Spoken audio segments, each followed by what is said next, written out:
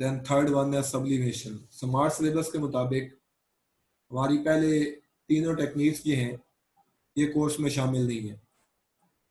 तो एक्चुअली हमने जस्ट जो है फर्स्ट 3 को छोड़ के लास्ट 2 जो है उन्हीं को ही डिस्कस करना है जी जस्ट। तो हम लास्ट पे सब्लिमेशन को छोड़ के बात करेंगे जी सॉल्वेंट एक्सट्रैक्शन की। This is solvent extraction. Solvent extraction में हम आमतौर पे एक फनल लेते हैं, उसे कहते हैं सेपरेटिंग फनल। तो ये मैंने सेपरेटिंग फनल की डायग्राम जो है वो शो की हुई है आपको। This is separating funnel. इसमें ये ऊपर इसका जो है वो लिड लगा है, नीचे ये स्टॉपर लगा है ये वाला, जिसको आप रोटेट करके अपना लिक्विड जो है वो मूव करते हैं। यहाँ पे आइडिया क्या है कि हमारे पास सपोज एक लिक्विड है, सपोज वाटर, यहाँ पे वाटर पड़ा है और इस वाटर में, वाटर आपका लिक्विड है, इसमें कोई ऑर्गेनिक कंपाउंड इजॉल्व है। सपोज हम बात कर लेते हैं एस्प्रीन की। एस्प्रीन ऑर्गेनिक कंपाउंड है और वाटर सॉल्युबल होता है।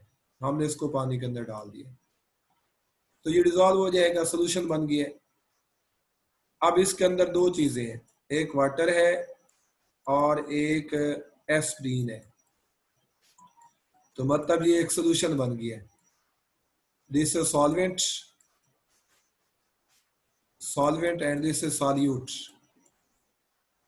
हम चाहते हैं कि इस सोल्यूशन में से सॉल्यूट को सेपरेट किया जाए, निकाला जाए। कैसे निकाल सकते हैं सोल्यूशन में से, कैसे एक्सट्रैक्ट कर सकते हैं इसको? एक्सट्रैक्ट करने के लिए हम एक सेकंड सॉल्वेंट लेंगे। ये सॉल्वेंट है, इसे कहते हैं एक्वस।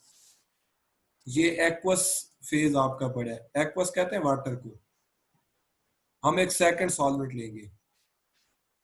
ये पहले वाला सॉल्वेंट जो था इसको मैं सॉल्वेंट 1 कह देता हूं सपोज। तो एक सेकंड सॉल्वेंट ले रहे हैं। जो सेकंड सॉल्वेंट आप ले रहे हैं ये आप ऑर्गेनिक लेते हैं, क्योंकि हमारा कंपाउंड भी ऑर्गेनिक था। तो ऑर्गेनिक कंपाउंड को यहां से सोल्यूशन में से निकालने के लिए, वाटर में से निकालने के लिए हम आमतौर पे ऑर्गेनिक सॉल्वेंट ही इस्तेमाल करेंगे। लेकिन वाटर में इसकी जो सॉल्युबिलिटी है वो मौजूद है, वाटर में सॉल्युबल है, लेकिन सॉल्युबिलिटी वाटर में कम है। इसकी सॉल्युबिलिटी ऑर्गेनिक सॉल्वेंट में ज्यादा है। तो हम इस सेकंड सॉल्वेंट के जरिए ना अपने इस सॉल्यूट को यहां से सेपरेट करेंगे, एक्सट्रैक्ट करेंगे। कैसे भाई? जो सेकंड सॉल्वेंट है ये 2 प्रॉपर्टीज रखना चाहिए इसको। एक प्रॉपर्टी ये कि जो सॉल्यूट है उसकी सॉल्युबिलिटी सेकंड सॉल्वेंट में ज्यादा हो, मोर सॉल्युबल, इसमें इसकी सॉल्युबिलिटी ज्यादा हो। और दूसरा बेटा जो पॉइंट है यहाँ पे, दूसरा पॉइंट ये है कि सेकंड सॉल्वेंट वाटर के साथ मिक्स अप ना हो, दैट इज इमिसिबल। इमिसिबल का मतलब होता है कि जो मिक्स अप ना हो, इमिसिबल होना चाहिए, डोंट मिक्स अप। अगर किसी सॉल्वेंट के पास ये 2 प्रॉपर्टीज है कि सॉल्यूट उसमें मोर सॉल्युबल है और वो पहले वाले सोल्यूशन के साथ मिक्स अप भी नहीं होता, तो हम इस सेकंड सॉल्वेंट के जरिए एस्प्रीन को यहां से निकाल लेंगे। तो ये जो प्रोसेस है जिसमें हमने एक सॉल्वेंट के जरिए सॉल्यूट को सोल्यूशन में से एक्सट्रैक्ट किया है, इस प्रोसेस को हम क्या कहते हैं? Solvent extraction. इसको हम सॉल्वेंट एक्सट्रैक्शन का नाम देते हैं।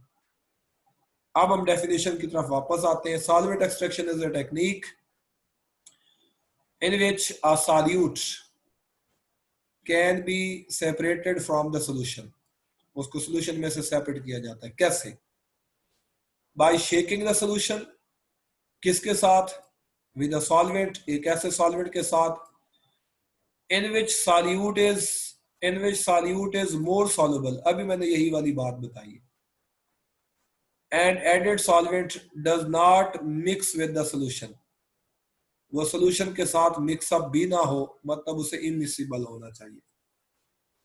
अगर सॉल्वेंट के पास ये दो प्रॉपर्टीज हैं तो वो सॉल्यूट को सोल्यूशन में से क्या कर सकते हैं, सेपरेट कर सकते हैं। तो प्रोसेस को क्या कहते हैं, solvent extraction.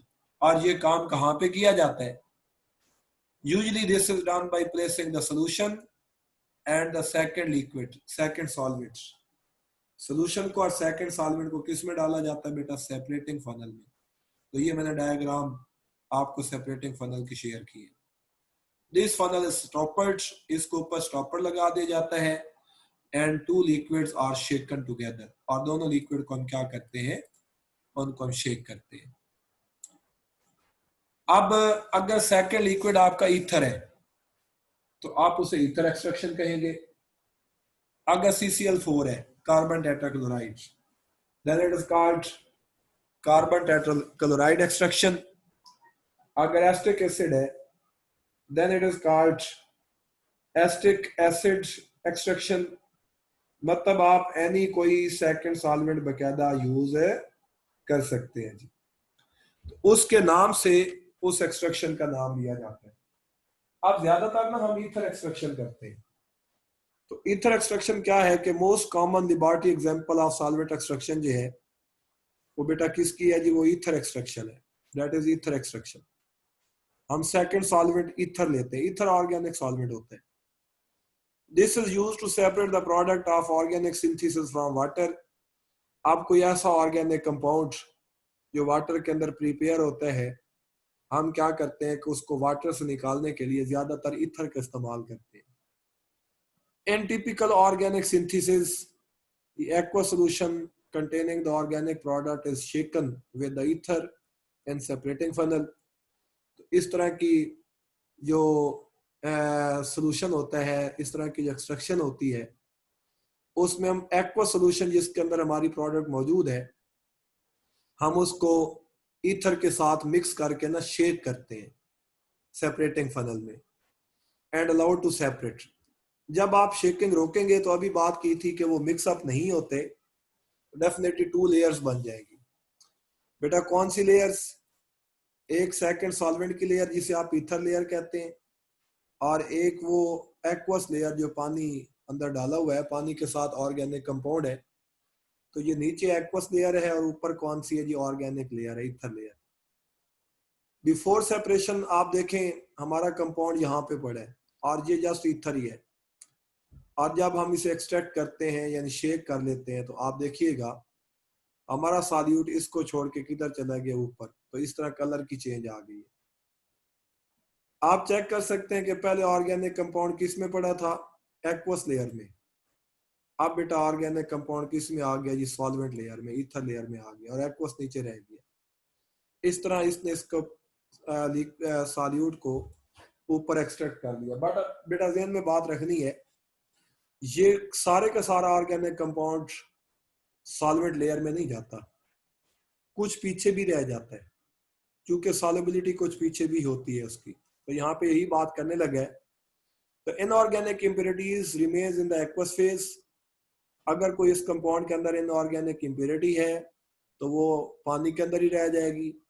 Where is the organic compound goes into the ether layer, और ऑर्गेनिक कंपाउंड नीचे को छोड़ के किधर चला जाता है? ऊपर। Ether layer is separated and organic product is obtained by evaporating the ether. अब आप क्या करेंगे? स्टॉपर ओपन करेंगे। जब बेटा आपने स्टॉपर ओपन करना है ना, तो ये आपने नीचे कोई बीकर रखा है सपोज, तो जो ही आप स्टॉपर ओपन करेंगे तो ये वाला लिक्विड पहले नीचे आएगा जो नीचे पड़ा हुआ है। जो ये लेयर मूव करके यहाँ पे आएगी ना, यहाँ पे, तो फौरी तौर पे स्टॉपर बंद कर देंगे। तो अब इस बीकर में हमारे पास ये एक्वस लेयर आ गई है। अब हम क्या करते हैं? एक और बीकर लेते हैं। अब अंडरस्टूड सी बात है कि नीचे वाली लेयर सेपरेट हो गई है, नीचे वाली लेयर निकाल लिया। अब ये वाला सारा पॉइंट ना ये मूव करके नीचे आ गया यहाँ पे, और इसको हमने रोक लिया था। आप जो स्टॉपर ओपन करेंगे तो आपको सेकंड बीकर में ये सेकंड कंपाउंड मिल रहा। अब ये सेकंड लेयर किसकी थी? ईथर की। और फर्स्ट लेयर किसकी थी? वाटर की, एक्वस। तो हमारा ऑर्गेनिक कंपाउंड जो है वो बेटा किसके अंदर आ गया है, इस ईथर लेयर में। और ईथर बड़ा वोलाटाइल होता है। वोलाटाइल का मतलब होता है कि आसानी से एवेपोरेट हो जाता है। अब जब ओपन एयर में रखेंगे तो हमारा ईथर उड़ जाएगा, ईथर आसानी से उड़ जाएगा। जब ईथर एवेपोरेट हो जाएगा तो पीछे हमारे पास प्योर प्रोडक्ट जो है वो रह जाएंगे। तो इस तरह से हमें ये पीछे अपना ऑर्गेनिक कंपाउंड जो है वो मिल जाता है और उसको हम कलेक्ट कर लेते हैं। तो मतलब ये प्रोसेस है जिसके जरिए हमने सॉल्यूट को सोल्यूशन में से निकाल लिया है। इस प्रोसेस को आप क्या कहते हैं, ether extraction. The ether layer is separated and organic product is obtained by evaporating the ether।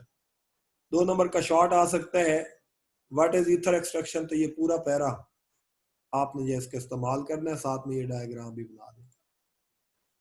अब अगली बात यहाँ पे जो डिस्कस कर रहा है, कहता है repeated extraction using small portion of solvent are more efficient than using a single but larger volume of the solvent.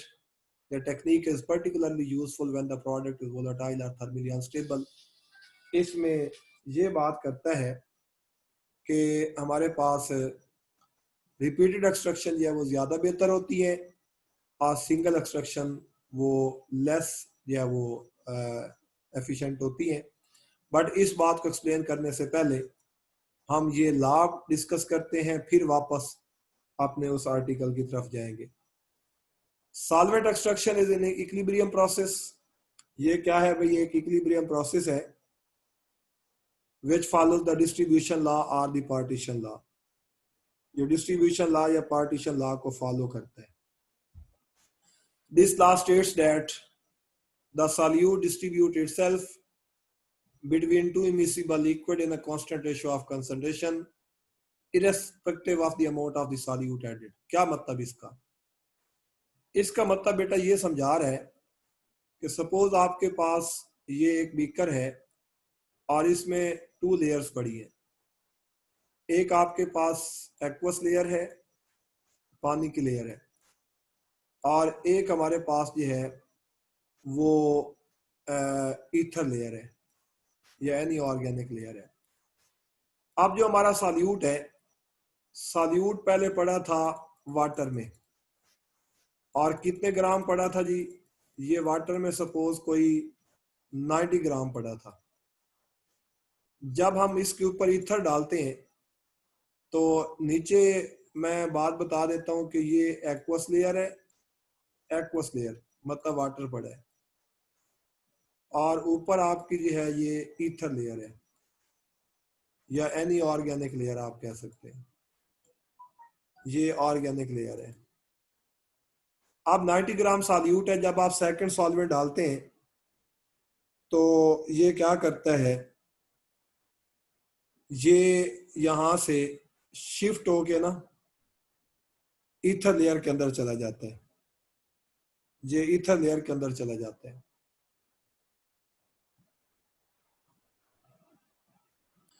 लेकिन अभी मैंने बात बताई थी कि ये सारे का सारा इसमें नहीं जाता है, ये सारे का सारा नहीं जाता, बल्कि डिस्ट्रीब्यूशन लॉ ये कहता है कि ज्यादा सॉल्युबिलिटी इसमें है तो ये क्या करेगा, ज्यादा हिस्सा किस में चला जाएगा, ज्यादा हिस्सा ऊपर और कुछ थोड़ा नीचे रह जाएगा। यानी कंप्लीट ये नहीं जाता है, कंप्लीट ये नहीं जाता है।